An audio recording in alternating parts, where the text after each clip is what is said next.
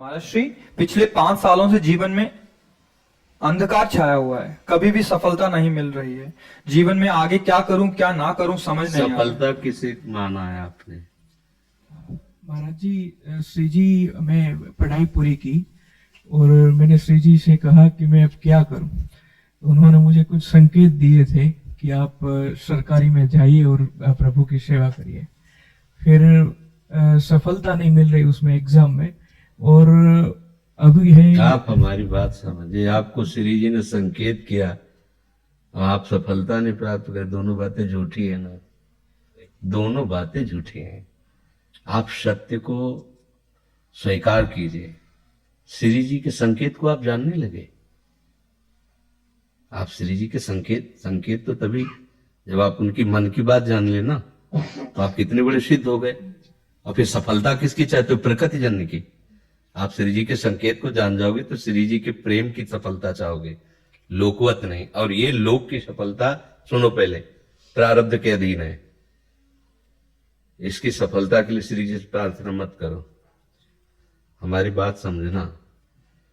विद्यारण्य जी एक बहुत बड़े महापुरुष हुए हैं। उन्होंने अपने माता पिता को सुखी करने के लिए, धन प्राप्ति के लिए गायत्री अनुष्ठान किया। ब्राह्मण कुल में जन्म हुआ था। एक पुरस्कार 24 लाख गायत्री होता है। उन्होंने एक पुरस्कार किया, 2 पुरस्कार किया, एक बार भी कोई धन की प्राप्ति नहीं हुई। आखिरी में उन्होंने संन्यास लिया। जीव संन्यास लिया, माता गायत्री प्रकट हो गई। उनका अब इंद्रासन भी मांगो तो आपका, तो बोले आप क्या जरूरत है, अब तो वैरागी हो गया, विरक्त हो गया। माता पिता भी पधार गए, उनकी सेवा के लिए अर्थ चाहना। 23 पुरस्कार किए, तो आप तब नहीं आए। तो उनका तुम्हारे अनंत जन्मों में ऐसे 24 महापाप थे जिनके कारण मैं नहीं आ पा रही थी। अब वो 23 पुराण से चरण से नष्ट हुए, पुरस्कार से, और 24वां तुमने संन्यास लिया। तो अब आप जो चाहो तो बोले अब चाहिए ही नहीं, क्योंकि अब सन्यासी हो गया, अब तो ब्रह्म प्राप्ति के लिए। तो इससे आभास होता है कि अगर हमारा बुरा प्रारब्ध है तो हमको भोगना पड़ेगा। हम कितना भी प्रयास करें वो हमें, तो हम क्या करें इसमें जिससे हमें परम शांति हो? प्रभु के नाम का जप करते हुए उन पर दृष्टि लगाएं कि प्रारब्ध से हमारा भरण पोषण शरीर का भले, ये हमारा भरण पोषण आपसे होगा नाथ। तो वो एक ऐसे जो आपके प्रारब्ध को भी मिटा देंगे। वो ऐसे शरणागत वत्सल है कि सब लिखा पढ़ी अलग कर देंगे। सुदामा जी को दरिद्रता का योग था। ऐसी दरिद्रता कई कई दिन तक भिक्षा नहीं मिलती थी। ये जितने भी चरित्र हमारे लिए उदाहरण है। मांगने जाते थे तो मांगने से भी नहीं मिलता था कई कई दिन। तो एक दिन उनकी पत्नी ने कहा कि हमारा आपका तो चरणामृत से भी गुजारा 2 दिन 3 दिन हो, 4 दिन हो, छोटे छोटे बच्चे तो मर जाएंगे ऐसे। कुछ तो उनका श्री कृष्ण के सिवा हमारा कोई नहीं। अब हम क्या कर सकते हैं? प्रारब्ध जब बिगड़ता है ना, वो कोई सफलता नहीं होने देता। तो एक दिन श्री रुक्मिणी जी प्रसाद ठाकुर जी को भोग पा रही थी, प्रभु ऐसे रोक दिए, उदास हो गए। तो उनका प्रभु ऐसी स्थिति हमने जब जब आपकी देखी, तो किसी भक्त को जब कष्ट होता है तब आपको ऐसे देखा है। कौन सा भक्त है और क्या कष्ट है?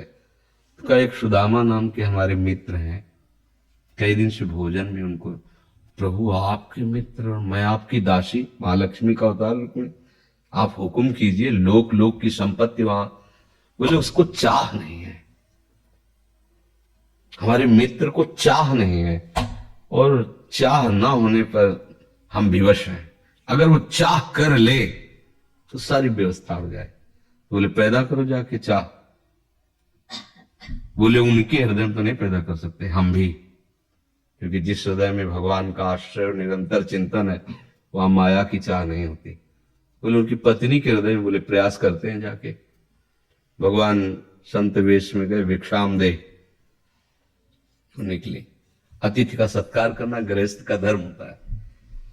हाथ जोड़ा और कहा हम असमर्थ हैं, आपको भिक्षा नहीं दे सकते। क्यों? बोले हम अपवित्र हैं, हमारे ऊपर सूतक लगा हुआ है। किस बात का सूतक?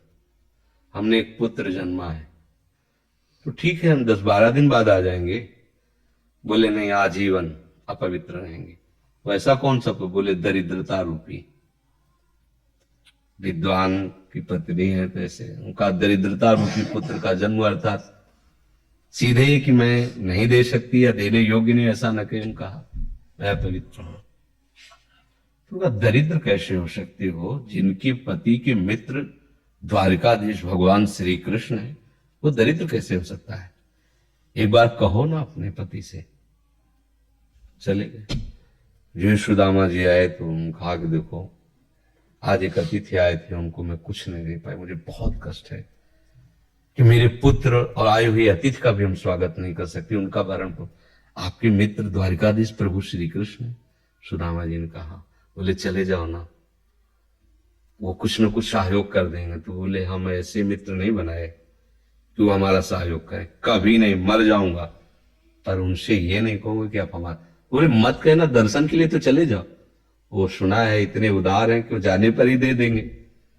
स्वामी ने कहा दर्शन के लिए तो जा सकते हैं, बहुत दिन हो गए, ठीक है, पर मित्र के पास जाए तो कुछ लेके जाना चाहिए, मेरे पास तो कुछ नहीं है ना। पड़ोस में जैसे किसी से मांगने गई तो, अरे समय जब बिगड़ता कोई नहीं होता साथ।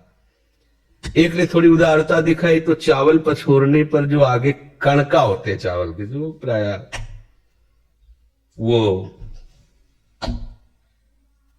लिए सुदामा जी ने कहा हमारे प्रभु भाव के मुख है, कुछ ले जाएंगे, खाली हाथ तो नहीं है। पोट्री में सारांश में बता रहे, द्वारपालों ने देखा कि हड्डी हड्डी शरीर में कई जगह से फटे वस्त्र, बीमारी फटी हुई, तो दिखाई दे रहा था दरिद्रता की मूर्ति है। तो उनका किससे मिलना है तुमको?